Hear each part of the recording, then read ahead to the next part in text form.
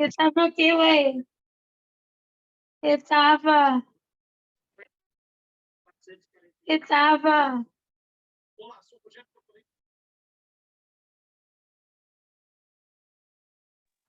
Eu estava.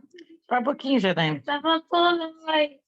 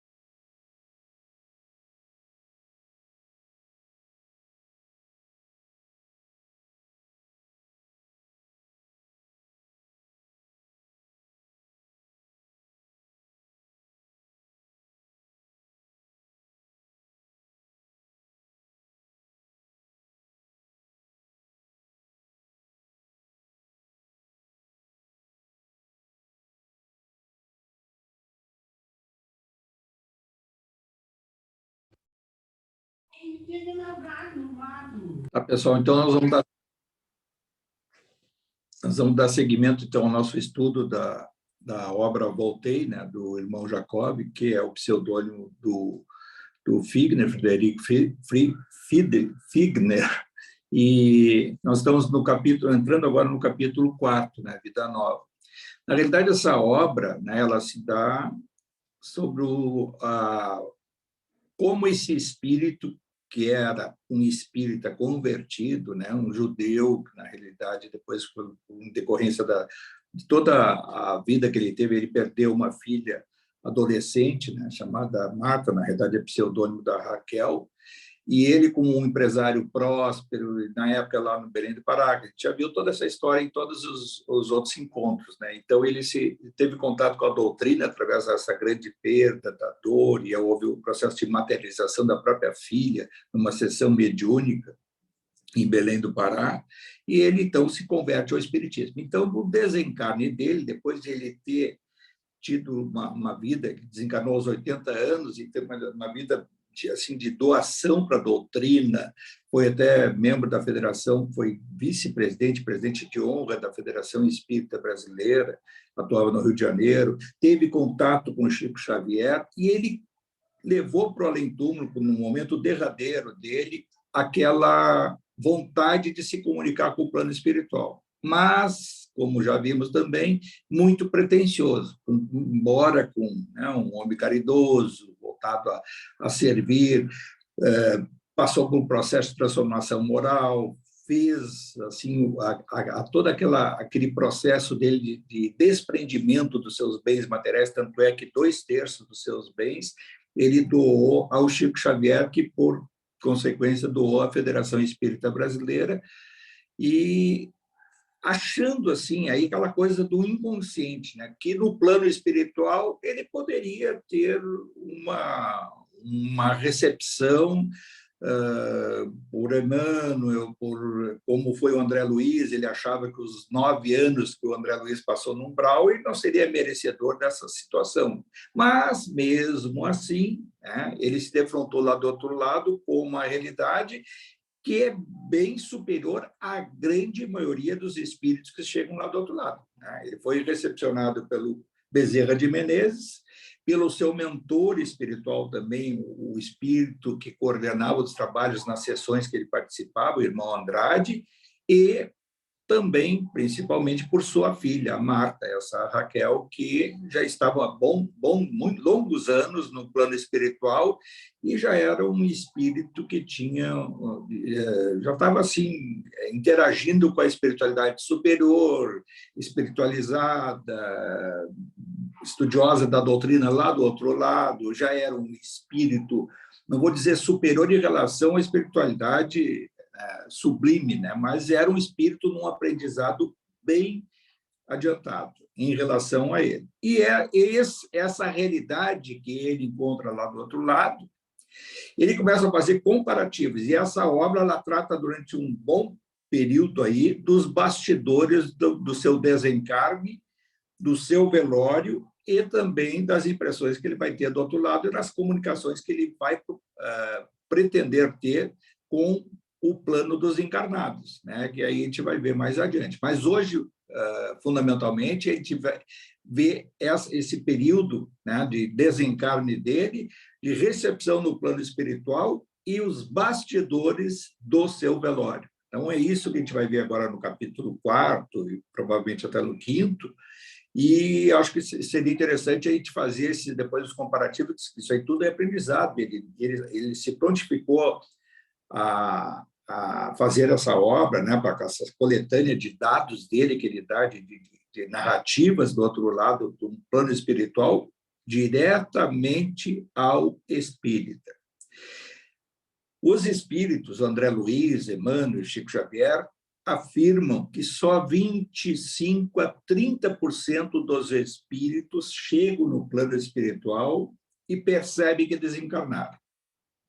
Vejam só, 2/3 praticamente dos espíritos chegam do outro lado, seguem a sua vida com uma determinada normalidade em relação à nossa vida aqui encarnada e vão se inserindo num processo de adaptação e de amnésia, de esquecimento da encarnação, inserindo impressões do outro lado. E aí percebem que não morreram, ou seja, por questão religiosa também, de achar que a morte vai ter que encontrar o céu ou o inferno, e aí encontra um mundo muito parecido com o daqui, do mundo dos encarnados, e se inserem nessa vida.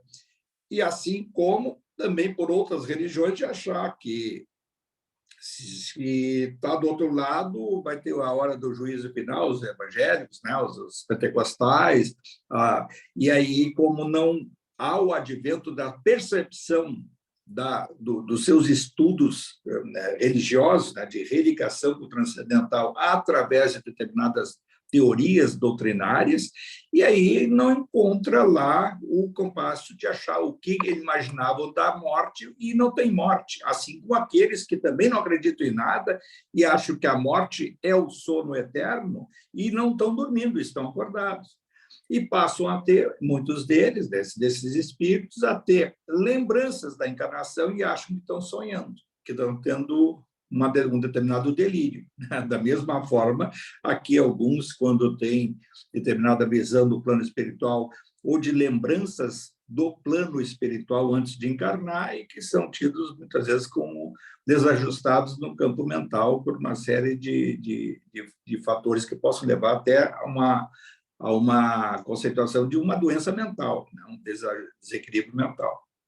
Então, eu acho que é isso, vamos procurar depois comentar sobre os bastidores do velório dele, fazer uma comparação com várias situações para o nosso aprendizado, que esse é o grande objetivo dessa obra, que quando ele se prontificou a fazer, teve o auxílio do Emmanuel, que mandou para o Chico Xavier, e o Chico Xavier sempre afirmou, inclusive depois de desencarnar, que o espírita desencarna muito mal.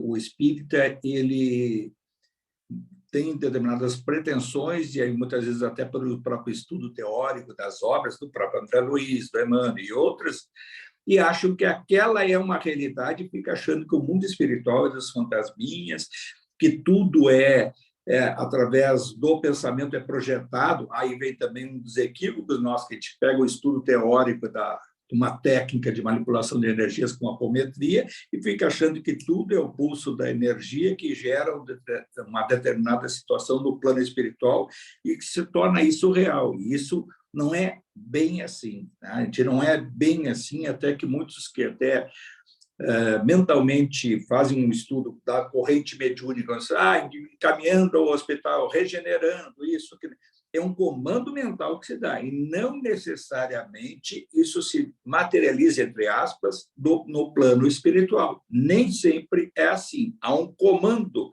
fluídico naquele sentido e que deve ter, por alguma sintonia do outro lado, tem que ser captada esse pensamento para ser envolvido, porque senão não teria sentido. Então, do outro lado, a gente dá um comando e faz isso ou faz aquilo, e as coisas vão acontecer dessa forma. A força do pensamento, ela é fundamental. Tudo tem origem no pensamento, mas não quer dizer que o nosso pensamento, qual for, mesmo que coletivamente, ele vai sob o ponto de vista, né, do universo, ele vai se projetar como uma realidade. Não vou dizer materializar, mas vou dizer uma projeção vai ser alcançar um determinado resultado. Nem sempre é assim, mas depois a gente pode estudar, eu acho que melhor isso. Seria bom a gente começar, então, a leitura, Flávio. Vamos ver o capítulo 4. Vamos lá, então, pessoal. Capítulo 4, Vida Nova, do livro Voltei. A excursão, embora de alguns passos somente, apesar de realizada com auxílio de energias alheias, agravou-me o abatimento. Contudo, não perder o gosto de observar tamanhas as surpresas que se sucediam. Recordando a ansiedade com que sempre aguardara na terra as descrições do momento da morte, por parte de companheiros que me haviam antecedido, buscava fixar todas as particularidades da situação, na esperança de transmitir notícias aos irmãos da retaguarda. Aquele contato inesperado com a natureza impunha-me, porém, singular renovação. Os remanescentes das dores físicas desapareciam. A ausência de certas impressões desagradáveis ampliava minha apatia. Achava-me intensamente aliviado, conquanto mais fraco. Repouso breve. Irresistível desejo de dormir assaltou-me. Bezerra, Andrade e Marta eram benfeitores e expressavam a vida diversa em que eu penetraria doravante.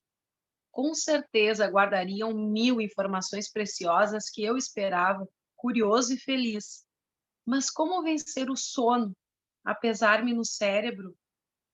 Extenuado, vacilante, notei que não envergava as mesmas peças que usava habitualmente no leito.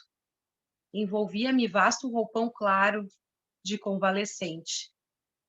Tentei indagar, entretanto, a fraqueza dos órgãos vocais prosseguia sem variações. Era preciso aceitar os recursos quais se me ofereciam. Não adiantava qualquer interrogação. Indispensáveis a serenidade e a paciência. Perante o mar, diferenciava-se-me a posição orgânica. Aquelas bafagens de ar fresco que eu recebia encantado regeneravam minhas forças. Pareciam portadoras de alimento invisível. Inalando-as, permanecia singularmente sustentado, como se houvera sorvido caldo substancioso. Marta, agora sentada, oferecera-me o regaço acolhedor, acariciando-me a fronte. Notei que o irmão Andrade comentava as virtudes do mar no reerguimento das energias do perispírito. Referia-se a casos repetidos de socorro a irmãos recém-desencarnados, conduzidos com êxito à frente das águas. Desenvolvi o máximo esforço para registrar-lhe as impressões, quando o benemérito amigo me dirigiu a palavra, cuidadoso, aconselhando-me o sono pacífico e restaurador. Não deveria reagir contra o repouso, disse-me fraternal, e acrescentou que não convinha sacrificar necessidades da alma à curiosidade, embora nobre. Teria tempo para observar e aprender muito, e pelo menos durante algumas horas não poderia furtar-me ao descanso imprescindível. Compreendi o alcance do conselho e obedeci. Entreguei-me sem resistência e perdi a noção de espaço e tempo no sono abençoado e reparador. Impressões diferentes. Despertando dia alto, não pude precisar o tempo curto em que repousara. Continuava a filha ao meu lado, mas de ambos os benfeitores não havia sinal. Notificou-me Marta que se haviam ausentado, porém não tardariam. Confiaram-me a ela enquanto me aquietara, contudo estariam junto de mim em breves minutos. Sentia-me outro homem. Movimentei os braços e ergui-me sem dificuldade. Tentei falar e que alegria experimentei. Entendi-me com a filha querida à vontade. Explicou-me que eu não havia repousado quanto seria de desejar e que voltaria ao descanso na primeira oportunidade. Indagou em seguida se me achava amedrontado e como lhe demonstrasse a firmeza de ânimo que me possuía, cientificou-me de que Bezerra, em breves minutos, cortaria os derradeiros laços que me retinham ainda, de certa forma, aos envoltórios carnais, consultando-me ao mesmo tempo se me não inspiraria temor assistir, de algum modo, ao enterramento dos meus despojos. Respondi-lhe com meu interesse. Tudo que eu pudesse aprender de novo representaria enriquecimento de observação. Em verdade, animavam-me outras disposições. Guardava a ideia de haver rejuvenescido. Toquei meu veículo novo. Eu era o mesmo, dos pés à cabeça. Coração e pulmões funcionavam regulares. Fascinava-me, porém, acima de tudo, o novo aspecto da paisagem. Casas, vegetação e o próprio oceano pareciam coroados de substância colorida. Que sugestões surpreendentes em torno!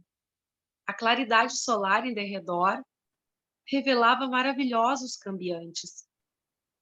Informou-me Marta de que enquanto a nossa mente funciona, sob determinadas condições, vemos somente alguns aspectos do mundo. E por que eu interrogasse se todos os desencarnados se surpreendiam com as visões que me encantavam os olhos, respondeu negativamente. Muitos libertos da disciplina física, esclareceu, conservam tão fortes ligações com os interesses humanos que a visão não se lhes modifica de pronto e prosseguem vendo a Terra nas mesmas expressões em que a deixaram.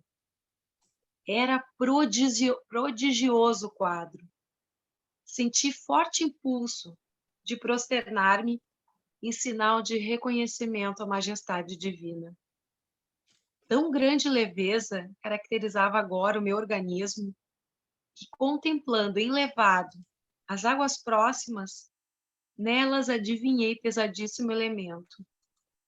Pensei, concomitantemente, que se eu tentasse, talvez, conseguisse caminhar sobre as ondas líquidas, aureoladas, ao meu olhar, de sublime coloração. Registrando-me o ânimo, a querida filha mostrou-se satisfeita.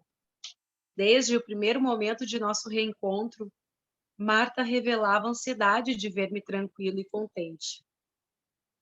Surpreendido, dispunhamos-nos a deixar o abrigo a que nos refugiáramos, quando percebi que me encontrava em trajes impróprios.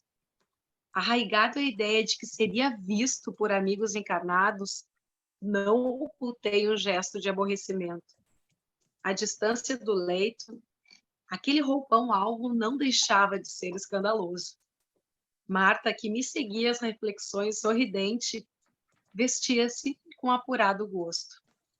Ia expor-lhe os receios que me assaltavam, quando se adiantou, asseverando que as preocupações do momento me atestavam as melhoras. Um homem desalentado não pensa em roupa, disse-me alegremente. Acrescentou que Bezerra e o irmão Andrade não se demorariam, que a solução do problema fora prevista na véspera. De fato, transcorridos alguns minutos, chegaram atenciosos. A possibilidade de endereçar-lhes a palavra encheu-me de imenso júbilo. Abracei-os reconhecidamente. Trouxeram-me um costume cinza, muito semelhante às que eu aí preferia no verão. O irmão Andrade ajudou-me a vesti-lo. Mais alguns instantes, e entre os dois benfeitores que me amparavam, lado a lado, oferecendo-me os braços, afastamo-nos da praia. Enorme movimento nas vias públicas. A mesma diferença que assinalara no mar, nas plantas e no casario, notava nas pessoas. Cada qual se revestia de halo diferente. Não me sentia, contudo, disposto a formular indagações. Assombravam-me com a locomoção própria, e esse problema naturalmente solucionado bastava, por enquanto, a minha capacidade de analisar. Andava sem grande desenvoltura, todavia a lentidão dos meus passos obedecia à inexperiência, e não a qualquer impedimento por parte do corpo, que reconhecia leve e ágil. Aproveitaria o momento para acentuar observações nesse sentido, quando a apressada senhora, sobraçando embrulho de vastas proporções, investiu indiferentemente contra nós. Grande foi o abalo para mim. Recuei, num movimento instintivo, temendo o atrito. Pessoal, tem um microfone aberto, por favor, fechem. Obrigada. Grande foi o abalo para mim. Recuei no movimento instintivo, temendo o atrito, mas não houve tempo. A dama atravessou-nos o grupo, sem dar conta de nossa presença. Assustado, procurei o olhar dos companheiros. Todos me fitavam sorridentes. Este, meu caro Jacó, falou Bezerra bem-humorado, é o novo plano de matéria que vibra em graduação diferente. Passou por nós sem perturbar-nos, exclamei. Por nossa vez, não a perturbamos também, acentuou o irmão Andrade satisfeito. O incidente chocara-me. Via-me perfeitamente integrado no antigo patrimônio orgânico. Não estaremos num corpo de ilusão? Ousei interrogar. Bezerra esclareceu, delicado. O poder da vida, na ilimitada criação de Deus, é infinito. E a mulher que passou despercebidamente por nós, cujo veículo de carne caminha para a morte, poderia fazer a mesma pergunta. A pequena ocorrência dava-me bastante material à reflexão. Gostaria de trocar comentários e propor questões diversas, todavia o meu abatimento ainda era grande. Deixei-me, pois, conduzir sem relutância, de imprevisto a imprevisto. De retorno à casa. Grande movimentação de gente se fizera em volta do lar, onde os meus olhos de carne se haviam cerrado para sempre. Natural atração me impulsionava a entrar precipitadamente. O campo doméstico reclamava-me o espírito qual poderoso imã. Entretanto, forças desconhecidas compeliam-me a retroceder. Registrando o fenômeno aflito, fixei Bezerra, buscando esclarecimento. O venerável amigo contemplou-me pacientemente e falou. Ainda agora reparávamos que o veículo físico de uma senhora em nada nos afetou a organização. Mas aqui somos defrontados por matéria de nosso plano, envolvendo pensamentos agressivos e desfavoráveis em massa. As projeções mentais da maioria de nossos amigos, aqui congregados, formam energias contraditórias entre si. Alguns discutem e muitos pensam de maneira inadequada ao respeito que devemos a um companheiro em transe. Para nós, adestrados na travessia de obstáculos, essa compacta emissão de forças antagônicas não constitui barreira insuperável, mas é preciso reconhecer as condições especialíssimas do seu estado. Você ainda se acha na condição do pássaro mal saído do ninho, incapaz de voar livremente. Regozijei-me com a explicação, contudo indaguei curioso. E se eu insistisse? Teria choques sumamente desagradáveis, adiando o restabelecimento de suas forças. Toda a realização útil pede exercício. Não teimei. A simples vizinhança das conversações infundia-me pronunciado mal-estar. Recomendou Bezerra ao irmão Andrade e Marta me assistissem, enquanto portaria o laço que, de certa forma, ainda me retinha as vísceras cadavéricas. O regresso à casa, com as surpresas de que se fazia acompanhar, trouxe-me penosas impressões. Esforçava-me por não cair extenuado ali mesmo. Retornara de Espinéia. Se o leito estivesse à minha disposição, nele buscaria sem delonga refúgio confortante.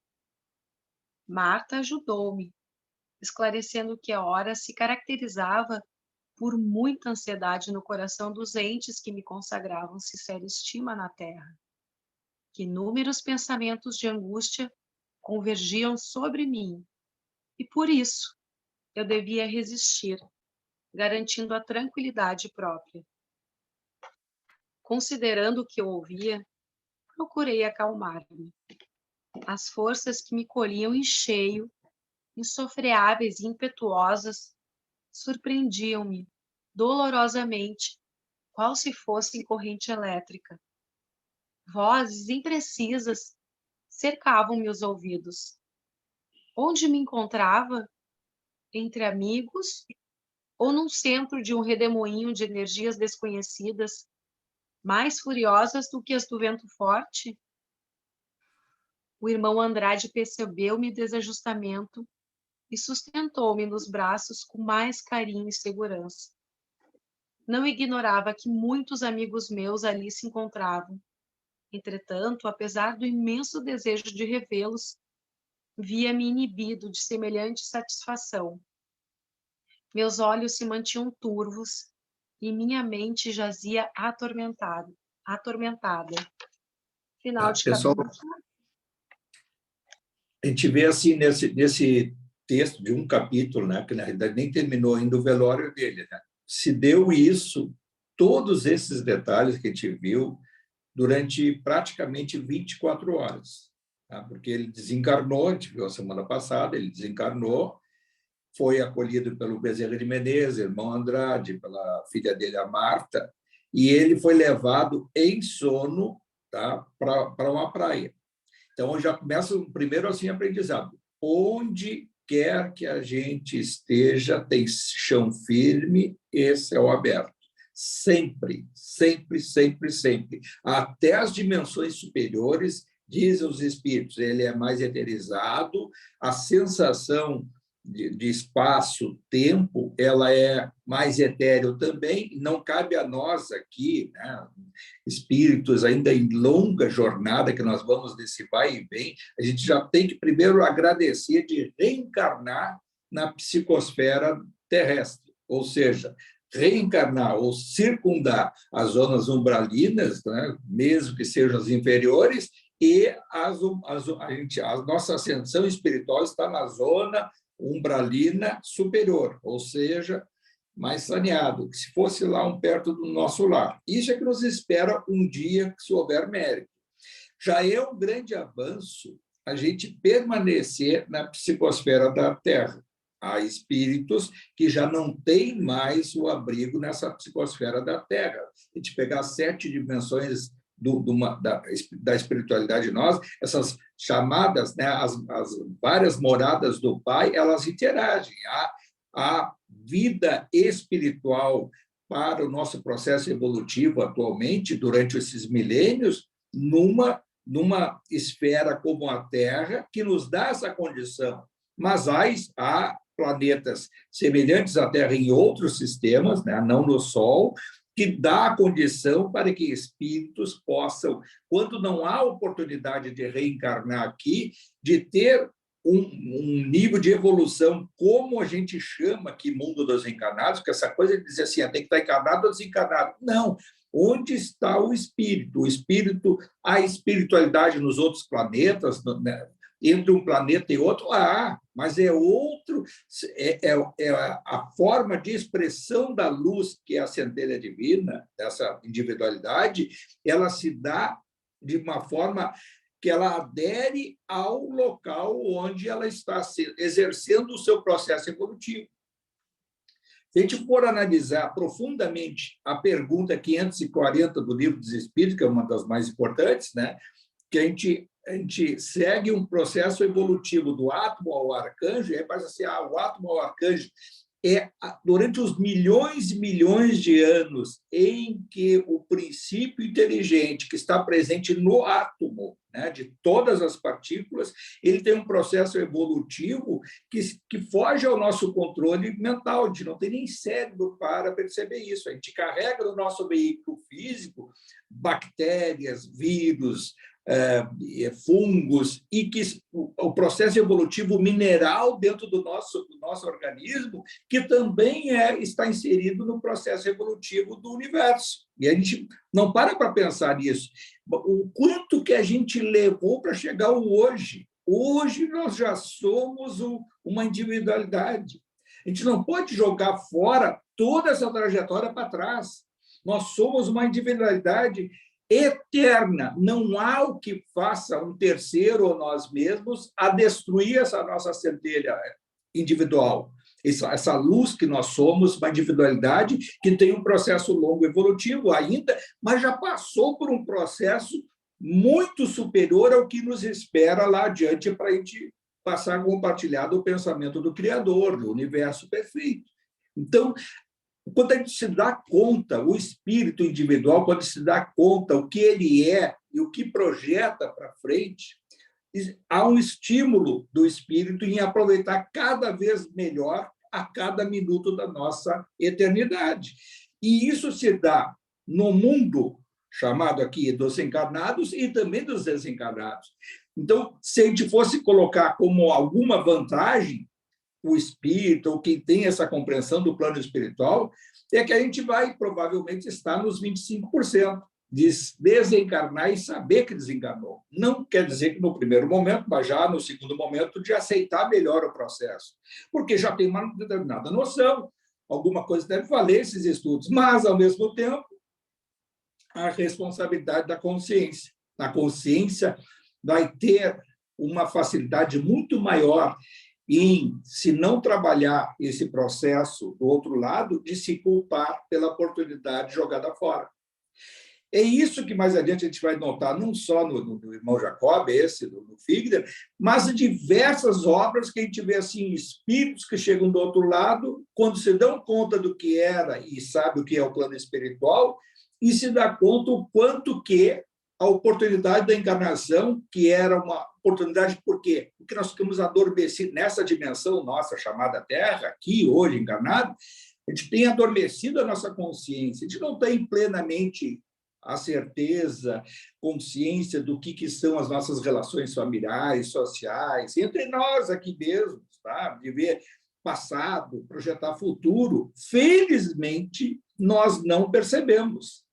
Felizmente, nós não enxergamos o plano espiritual, como ali ele diz, aquela que passou por eles, eles enxergaram, mas ela não percebeu. Felizmente, imagina só se nos mundos inferiores, na espiritualidade inferior mais densa, nos percebesse.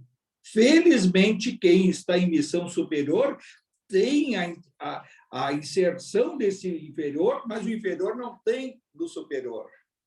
E, felizmente, isso se dá hoje mesmo no mundo. Acham que o que está acontecendo aí, que esse perigo iminente, está sempre de um grande distúrbio aí, risco de autodestruição nuclear, guerras, conflitos, o plano da luz está atuando e, felizmente, a treva organizada não tem acesso a essas informações. E, felizmente, provavelmente, se contribuir o psiquismo mundial, vamos sair dessa. Por quê? Porque não podemos jogar fora 300 anos para trás. O mundo, essa nossa crosta terrestre, passou em 1700, 1800, por um processo de depuração daquela sombra da nossa ligação transcendental através das doutrinas religiosas, né, da Inquisição, e esse processo de regeneração, a prova e a expiação que nós passamos agora já está no termo final para a regeneração. E agora, no finalzinho, nós vamos perder para as trevas. Não vai ocorrer isso, provavelmente, porque o psiquismo coletivo mundial vai, em sintonia com a luz, poder atuar.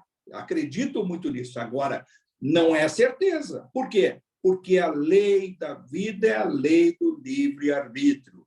Lei do livre-arbítrio que gera a causa e que gera o efeito, ação e reação. E o Criador perfeito, Deus, a energia perfeita, respeita o poder da individualidade, mas há um programa muito maior do que isso do universo, que é de localização. Então, essa individualidade ela não vai atuar nem individualmente, nem coletivamente, se não for naquele local condizente ao plano maior. E é isso que dá o expurgo planetário. É isso que muitos dos espíritos já não estão mais desenvolvendo ou tendo essa oportunidade evolutiva aqui na Terra. O expurgo planetário que houve em Capela, se a gente vai buscar lá para 6.000 anos atrás, houve também em Capela. E é simbologia de Capela, né? Capela é até uma estrela, é um sol. Então, o planeta semelhante à Terra em Capela e muitos outros, milhares e bilhões de outros planetas que a gente não tem a noção disso, felizmente até hoje com esses telescópios, e que mesmo assim, quando a gente lê e procura aprofundar a compreensão do que sejam essas fotos das galáxias, de estrelas que já se exauriram, a gente foge, nós não temos cérebro para isso. Não tem, pelo menos eu não tenho. Tento me aprofundar, é um assunto fascinante, mas falta, às vezes, cérebro para compreender essa coisa. Então, a velocidade da luz, que é 300.000 quilômetros por segundo, em um ano-luz, são 9,5 trilhões de quilômetros. Aí se fala em estrelas que têm milhões de anos-luz do Sol e que já se exauriram, e que essas estrelas têm os seus planetas. Então, significa, se eu acredito nisso, e a ciência nos comprova, um dia o próprio Sol vai se exaurir, porque até uma estrela pequena, e ele se exaurindo, vai haver uma reacomodação gravitacional, que a nebulosa vai se refazer no meio que nós estamos hoje. Mas há quem diga que o que nós estamos vivendo hoje já passou. Porque, assim como as estrelas se exauriram, provavelmente alguma situação no plano espiritual já se passou e nós estamos aqui como se fôssemos um boneco com a oportunidade de exercer o poder interior do pedaço de Deus. Vós sois Deus. Então, nós temos esse comando. E aí a gente passa por essas sensações, a sensação da dor, a gente dá mais importância à dor física, mas quando a gente der mais importância à dor moral, é um sinal de crescimento espiritual. Os espíritos do outro lado, quando percebem a encarnação, a vivência do seu dia a dia, eles dão muito maior importância à dor moral. E por isso também, a gente vai pegar lá na Idade Média, havia muito disso, a pessoa se autoflagelar, o seu inconsciente também era aquele de passar por uma dor maior, transferida por aquele aprendizado doutrinário, quando via o sacrifício de Jesus na cruz, tudo que ele passou no seu Calvário, queria transferir como se fosse um culpado, mas aí também a igreja contribuía para isso. Felizmente, surge a doutrina espírita mais de 100 anos depois, 200 anos depois dessa fase difícil da nossa evolução humana, e nós passamos por esse processo e chegamos hoje. Então, hoje nós já temos mais de 150 anos do Consolador, que é a doutrina espírita, e nós estamos aqui hoje encarnados, e felizmente em contato com um determinado estudo dessas coisas do plano espiritual. Ultimamente, assim, quando aquele momento de meditação, de oração, o quanto que eu tenho me dado conta que eu tenho que agradecer de ter o contato com esses conhecimentos, essas coisas que vêm do outro lado. Chego a colocar até nas minhas orações esses espíritos, esses médiuns que passaram para nós todas as semanas. Pode falar, é o Chico Xavier, já está do outro lado. Agradecer até ao próprio Inácio, o Odilon, ao Bacelli, ao Divaldo Franco, a todos esses que foram um instrumento para que a gente chegasse, que tivesse essa oportunidade de fazer esses comparativos. Se eu parar para pensar também, o que eu estudei há longos anos da doutrina, né, mais de 20 anos já, bem mais, uns 25 anos, quem sabe, o quanto nesse processo, coisas que eu achava, eu já não acho mais hoje. Eu hoje, se fosse aprofundar sob o ponto de vista teórico, e aí com quase uma comprovação de que essas coisas do plano espiritual não eram aquela que a gente aprendeu no passado recente. Não é essa do estralinho de dedo e a coisa se dá do outro lado, porque o outro lado já está ali, ó. Ele tá nos dando o bastidor de 24 horas do seu desencarne. Foi levado para o mar. E que mar era esse quando a gente lia antigamente? Que mar é esse? O nosso lar, claro, fala, mas muitos diziam que era uma determinada fantasia. Então está lá o Lago Azul, lá o Bosque Azul, lá da água, que fornece para o nosso lar, tem água. E se tem água para quê? Para beber, para tomar banho. A gente vai estudar o nosso lar, está lá a família do Lísias, né? da mãe do Lísias, Dona Laura, e o Ricardo, que é o pai dele, que reencarnaram, ele estava em processo de reencarno naquela época, a Dona Laura reencarnou, e eles são os avós, hoje, do Emmanuel reencarnado, no interior de São Paulo. Agora, quem é, como é, não importa. Importa que se sabe que os netos do Ricardo reencarnado e da Dona Laura reencarnaram, até já estavam juntos no plano espiritual e tiveram o merecimento de se reencontrar aqui na Terra. E o Lísias diz lá, tocou a campainha. Que campainha é essa no plano espiritual? A sala de banho por quê? Porque é uma obra passada do nosso lar, que a comunidade é portuguesa, né? A cultura portuguesa. E em Portugal não se fala banheiro, é casa de banho, sala de banho. Então, se tem sala de banho, tem banheiro, e tomam banho, fazem as necessidades, e escovam os dentes, e cortam o cabelo, e trocam a roupa. E que roupa é essa? Para mim, bota a roupa. Violetas na janela, a sensação. Isso é um misto de informações do plano superior, com projeção mental e com um floreio que não condiz com essa realidade que a gente sabe como é no plano espiritual, que nos espera se a gente tiver mérito. Não pense, não, que aí vai estar lá, então, todo espírito, olha, ele foi recebido pelo Bezerra. Então nós vamos ser recebidos. A gente for recebido do outro lado por alguém que acredita no Bezerra, já é de se agradecer. Né?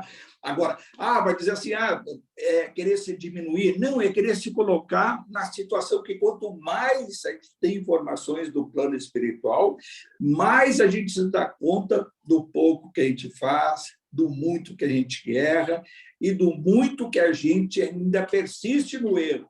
Agora, para reduzir o peso da nossa consciência, o número de erros, é a cada dia fazer, está lá na 919, está lá o Santo Agostinho, católico daquela época, dizendo que quando eu estava encarnado padre, eu meditava, o que eu errei hoje, que não é? Foi um processo que ele passou de aprendizado que ele levou para o plano espiritual e disse o quanto era importante aquilo. A cada momento do meu relaxamento, como é que foi meu dia hoje? Foi bom, não foi? Onde eu errei? Onde eu poderia ter sido melhor? E carregava isso para o outro dia.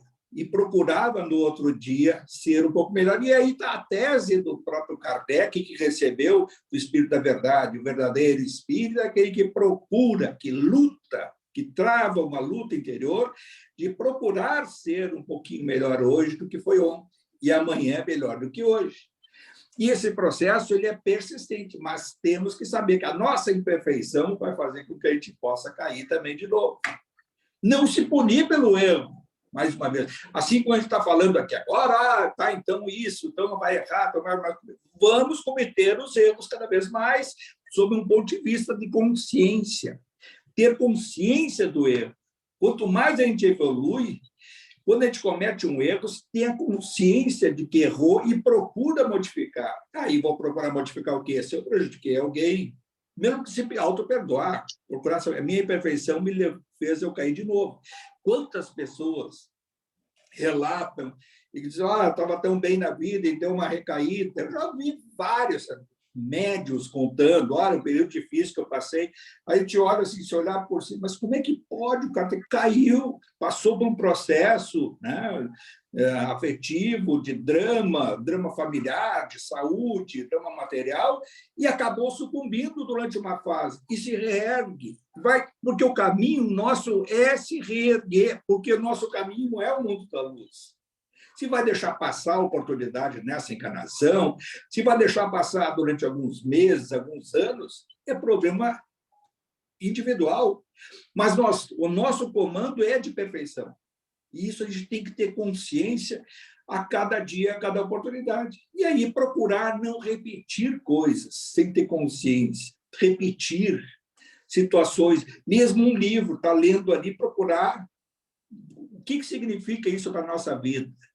Então, a gente vai ver o desencarne dele, que ele relata os bastidores de 24 horas de um velório, e vem mais alguns detalhes depois em outros capítulos.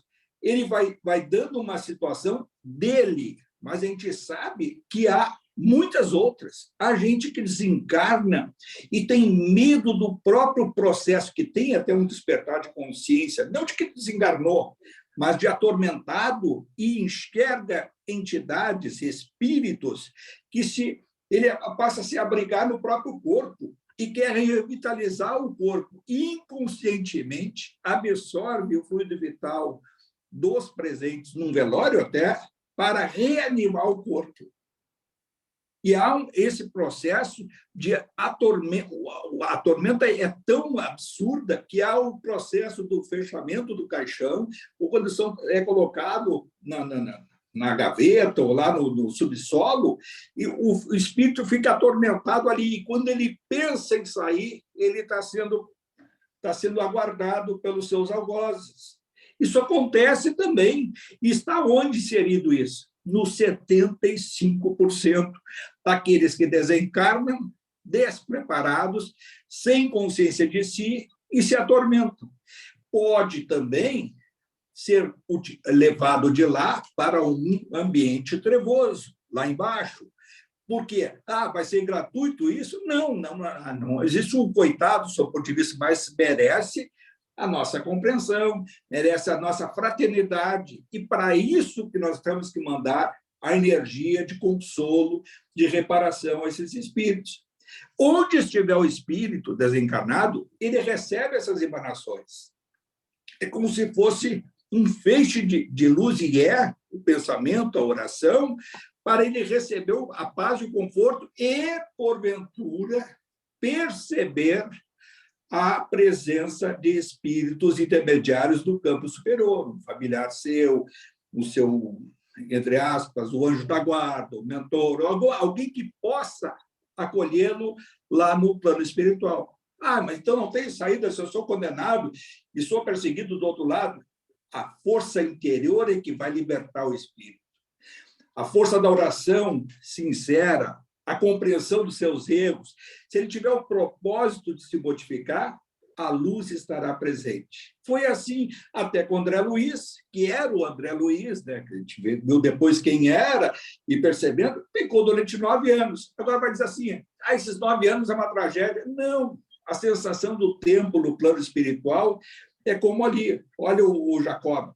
Em 24 horas, ele dormiu, foi até o mar, despertou, passeou ali, viu aquela senhora passando, aqueles outros ali, e chegou na sua residência, estava sendo velado, e aí ele vai relatar e dar outras coisas durante o seu próprio velório. Quem lê aquilo ali tem uma sensação de que passaram-se aí quantos dias, semanas? É sensação de tempo. Então, dizer que o André Luiz ficou 9 anos, então ficou... É um processo sonambúlico. Fica dormindo e um pesadelo, como se a gente estivesse dormindo uma longa noite de sono, que muitas vezes não é tão longa, que a gente tem um pesadelo. Da mesma forma, quando a gente tem um processo superior, ao plano espiritual superior, dorme algumas horas e tem uma sensação de que dormiu 12 horas e acorda muito bem, revitalizado. Então, é a sensação do tempo. E esse tempo, ele, querendo ou não, ele tem um curso natural em todas as dimensões. Tanto é que nós sabemos como se dá o tempo da contagem da civilização humana, mas a sensação vai depender do aproveitamento de cada um desse tempo. E isso que a gente não pode mais ficar é adormecido. Se a gente olhar para trás, nós ficamos, durante o nosso processo evolutivo, muito mais ligado àqueles 75% que não tinham consciência de nada da encarnação e da desencarnação, e nós não despertamos. Nós estamos no vai e vem. Tanto é que por isso que o espírito mais primitivo, ele vai e volta. Ele não tem muito o que fazer, é uma reencarnação e uma desencarnação muito mecânica. Assim se dá com os animais. O que vai fazer um animal no plano espiritual? É um processo de aprendizado lento e gradual. Por isso que fica do plano espiritual intermediário pouco tempo e reencarna. Ou, entre aspas, reencarna. Por que um inseto chega durante 24 horas a desencarnar e retornar a uma grupal? É um processo de aprendizado só do psiquismo humano. A civilização humana, ela dá a condição para que o processo de catalisação, de aceleração da inteligência primitiva possa se inserir globalmente, universalmente. É assim que se dá. A nossa inserção com o reino mineral, da mesma forma. Vai ver se o campo mental da coletividade e individualidade age nos minerais. Por quê? Porque age no átomo. Átomo também já hoje, entre aspas, não é a menor partícula, mas age sob o ponto de vista de dar fluido vital àquela partícula ínfima, que um dia vai se agrupar de tal forma que vai se individualizar, como nós, um dia, nos milênios para trás, milhões de anos atrás, nos individualizamos e somos o que somos hoje. E hoje, tendo consciência um pouquinho disso, não é de se aproveitar melhor cada minuto, aproveitar o sentido de crescimento espiritual. E aí a gente volta para os outros estudos, Paulo de Tarso, o Evangelho de Jesus, os evangelhos todos que nos dão a ferramenta. Como se evolui? Fazendo, praticando, pensando no bem.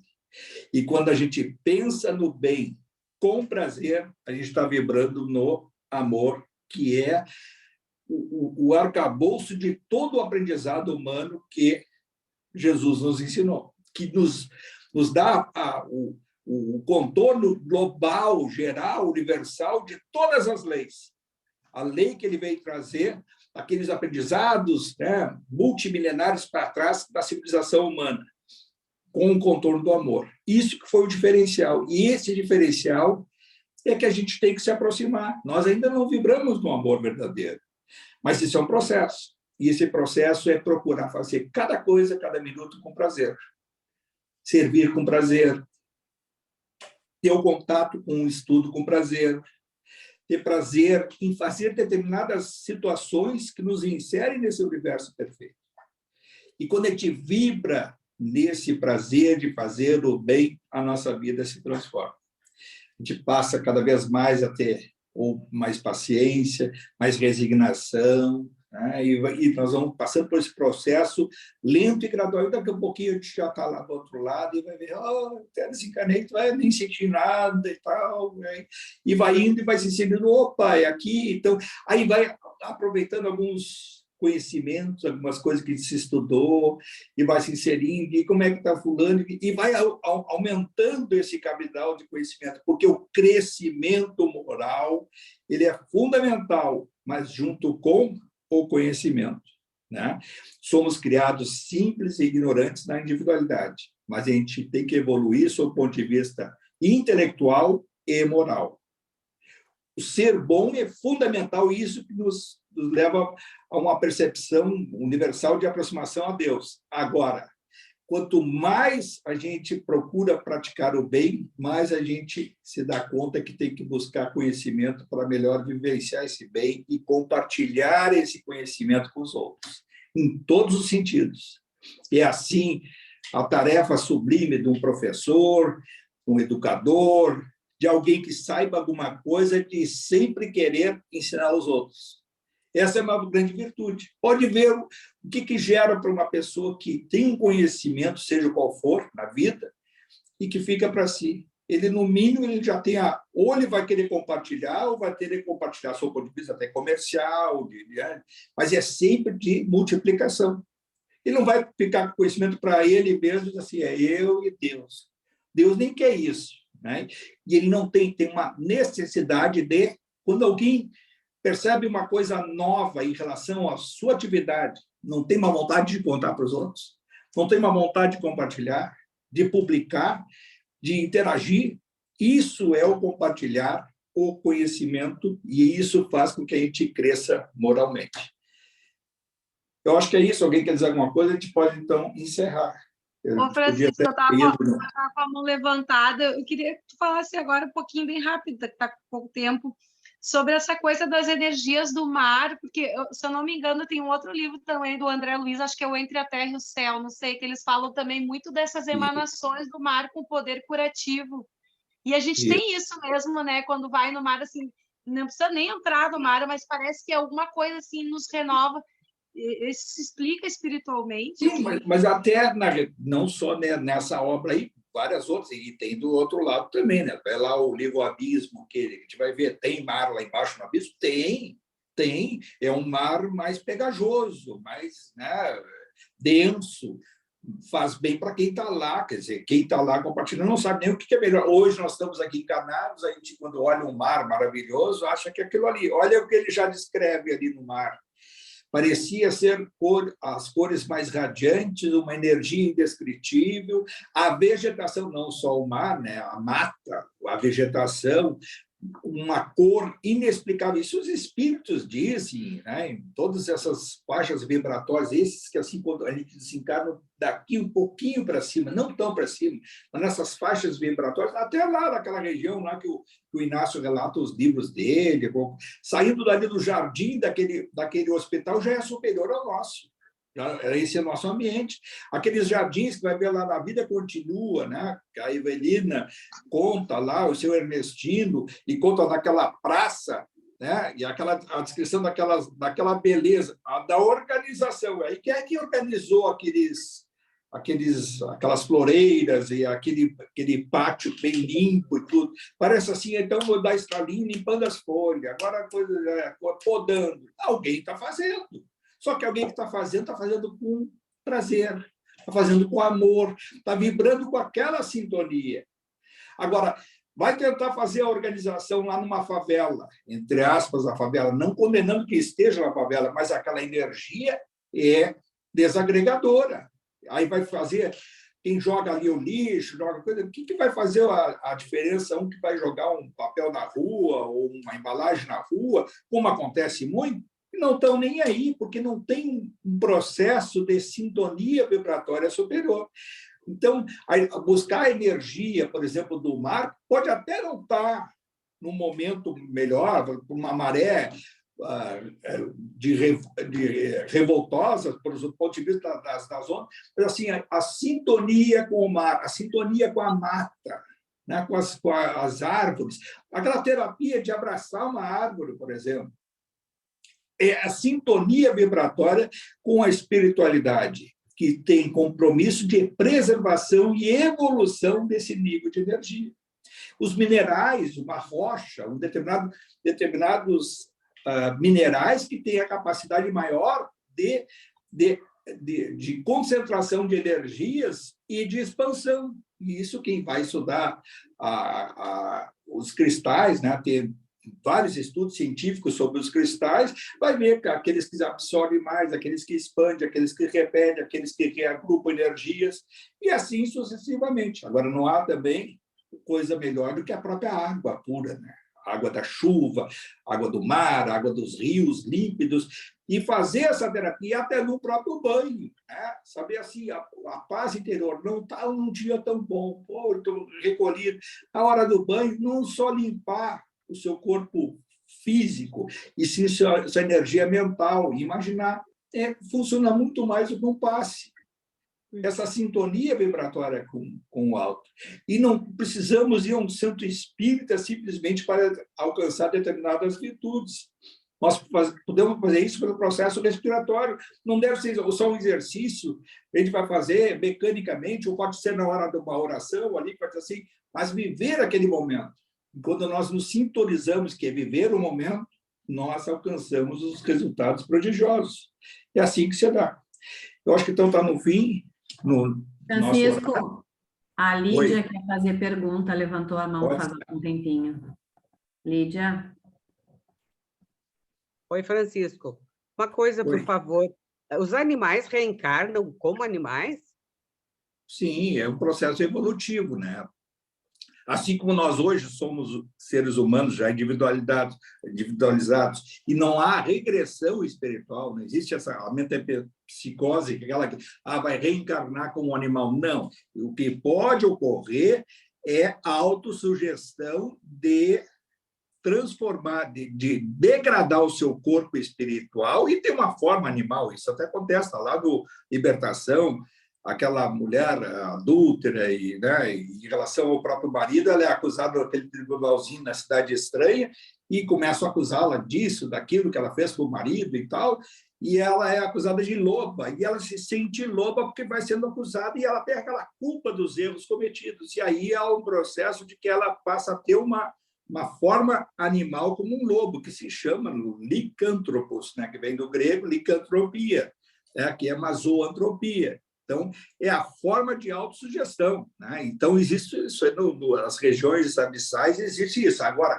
o processo de reencarnação pode ser degradado ao corpo espiritual, que é o modelo organizador biológico do corpo físico. Então, o perispírito degradado poderá reencarnar de uma forma degradada, né? Com defeitos físicos, né? Muitas vezes até formas até quase que animalescas, mas é um ser humano.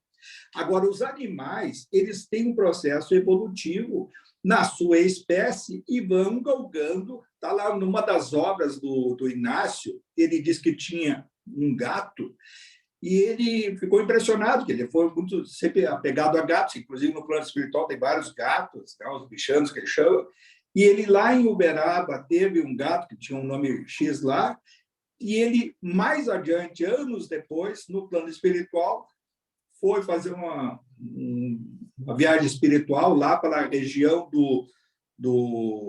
aí do nosso do Mato Grosso, ali, como é que chama lá? Bom, e ele lá percebeu no olhar, na sintonia vibratória, que um dos seus gatos estava ali reencarnado como um macaquinho. É um processo evolutivo. Anos depois, né? Provavelmente veio o gato e tudo. E ele percebeu e se deu conta, e o Odilon estava com ele, e comenta com ele o processo evolutivo, como é que se dá. É um longo processo. Agora, onde vai para o quê? O gato vai para o cachorro vai para... É o processo da individualização, que ele vai tendo contato com a civilização humana, e a partir daí ele sempre vai evoluindo. E essa evolução se dá pelo processo encarnatório. É lógico que se sabe que a reencarnação dos cães, por exemplo, um cão mais feroz, né, mais voraz, do ponto de vista, né, de atacar, um pitbull, outras raças aí, ele vai evoluindo na sua espécie para um cão mais dócil. O cão mais próximo do homem, na convivência com a civilização humana, ele está mais evoluído daquele que é mais feroz. E assim se dá esse processo. E depois do cão, e aí vai indo. Tem todo aquele processo que aí não adianta. Eu já estudei, tentei ler todas essas coisas. Tem um determinado momento que a espiritualidade, ela não diz assim, é desse que vai para aquele. Ele vai indo pelo aprendizado do contato com a civilização humana. Então, o animal, quanto mais próximo da convivência humana, mais evoluído ele é. Isso se sabe. Mas agora, qual é esse processo que vai se dar?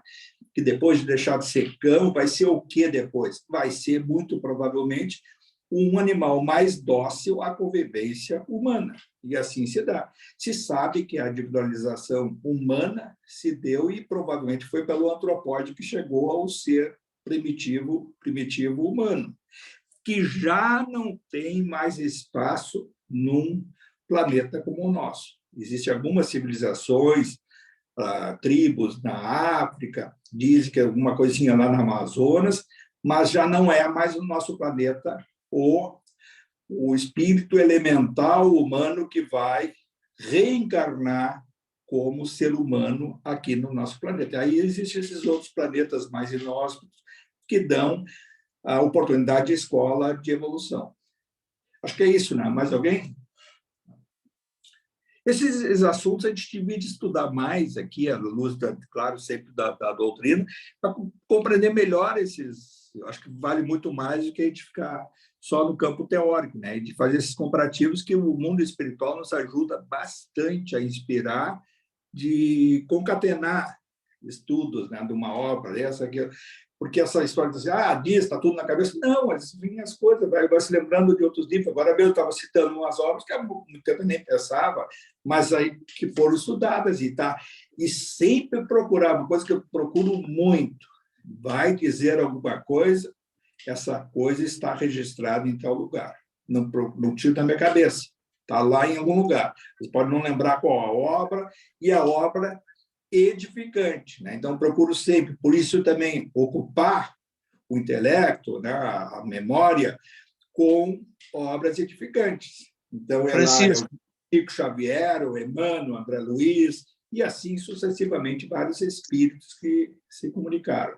Esses dias eu fui cobrado lá, acho que depois de uma palestra, para que a gente colocasse de algumas coisas, de alguns assuntos que a gente aborda, que a gente colocasse o nome do livro no grupo, entendeu? Uhum. Qual é o livro que tem a reencarnação dos animais? Qual é o livro que tem onde foi a reencarnação detalhada de um espírito, entendeu? Aonde tem que foi o planeta. Então, alguém perguntou assim, falta só a gente colocar 5 mais, porque o vídeo, muitas vezes, a gente diz assim, lá no Caminhos da Luz, lá no Evangelho e tal. É muito... E o grupo poderia, a gente poderia, de vez em quando, fazer agora isso. às vezes como eu já disse outras vezes, a questão do próprio Inácio. Vamos pegar um exemplo só. O Inácio pelo Bacelli. Tem muitos livros, bem no início, quando ele estava até na próxima dimensão, e depois escrevendo a cada 6 meses uma obra e tal. Eu me lembro até, lia todos assim em sequência, e dava para saber que obra estava disso, daquilo. Aí ele cita numa obra determinado assunto, e é impressionante, 2, 3 obras depois, ele expande aquilo ali, às vezes até com o auxílio do Odilon, ou própria Domingas, ou outra, Maria Modesto Cravo e tal, e vão dando mais e mais informações, até fruto do quê? De perguntas que são feitas pelo próprio Bacelli, ou lá nos blogs dele, e assim sucessivamente. Não é só ele, né? Está lá a Joana de Anjos, o Divaldo Franco e outros, né? Então, chega uma hora que aí onde está tal coisa fica mais difícil. Agora, isso eu te afirmo assim, eu procuro sempre dizer uma coisa que eu li em algum lugar que seja edificante, que eu não procuro até não dizer, tal livro, tal, senão vai levar muita coisa, o tempo, eu sou mais usar o tempo, reestudar até algumas obras que a gente já leu no passado. Eu tenho certeza, isso aí muitos dizem, as obras do André Luiz, que são aí 16 pelo Chico Xavier, fica com 13 aí, tirando lá 3 lá que na realidade foram com a participação do Valdo Vieiro, mas também que não tinha assim o escopo direto para a doutrina. São obras maravilhosas que têm que ser não só lidas, mas estudadas e reestudadas. Claro que a gente já, mesmo dando uma lida aqui, no plano espiritual, quem se interessar para o assunto vai se aprofundar lá, e lá a compreensão desses assuntos é muito mais vasta do que essa que a gente tem aqui. Agora, seria interessante ter isso. Agora, também eu te pergunto uma coisa. Se fôssemos dizer ali para aquela palestra, aquele entusiasmado que está ali, lê isso e lê aquilo, dá 3. Talvez não vá ler nem 10% de um livro. Então, tem isso também. Cada um tem o seu momento e a sua curiosidade e a sua sintonia vibratória de buscar o conhecimento. Se busca, olha, o plano espiritual ajuda muito a saber qual é a escolha que vai fazer. Às vezes até deixa passar o tempo de uma, vem uma outra, e lá adiante a gente tem um contato quando é necessário. Viu? Isso aí é difícil dar. As pessoas gostam, claro, vai dar um vídeo, esse para aquilo, vai ler 2, 3 frases do livro, disso, daquilo, e vai ficar por aí. Né? Então, cada um tem um processo. Eu acho que tem que ser dessa forma. Mas também é muito difícil, te digo, é difícil. Vai encontrar aí em 100, 200 livros onde é que está tal assunto. Tem até um compêndio do André Luiz, cada assunto em que livro ele fez a citação. Isso aí existe, até tem na internet, dá para ver, né? O anuário do André Luiz, o nome da obra. Eu até tenho essa aí, está guardada em algum lugar. Mas é isso, então, pessoal. Então, nós estamos passando muito tempo aí. Eu acho que deve fazer o seguinte, quem tiver questões, mesmo as que ficaram de hoje, que vão surgindo durante a semana, deve ter aí um espaço aí, pode ser entre uma e outra leitura, ou mesmo no início, pode fazer direto, porque é um prazer. Então, nós vamos elevar o nosso pensamento mais uma vez, multiplicando a nossa gratidão ao alto, agradecer sempre a nossa referência maior, que é Jesus Cristo, pelo seu evangelho, pelo aprendizado que a luz da doutrina espírita, que é o grande consolador, que nos carrega nosso espírito a um compromisso de seguir essa trajetória buscando a nossa evolução. Sabemos que a gente evolui pensando no bem. E quem pensa no bem tem uma grande tendência a praticar o bem, e que esse bem seja praticado com prazer. Esse é o grande ensinamento do Evangelho de Jesus, e por isso que nós compartilhamos sempre essa nossa vocação de estar interagindo com a espiritualidade superior, de que quando no processo evolutivo nós estamos inseridos na natureza, esse processo evolutivo da individualidade animal e humana, nós estamos compartilhando do pensamento divino, que é o pensamento perfeito.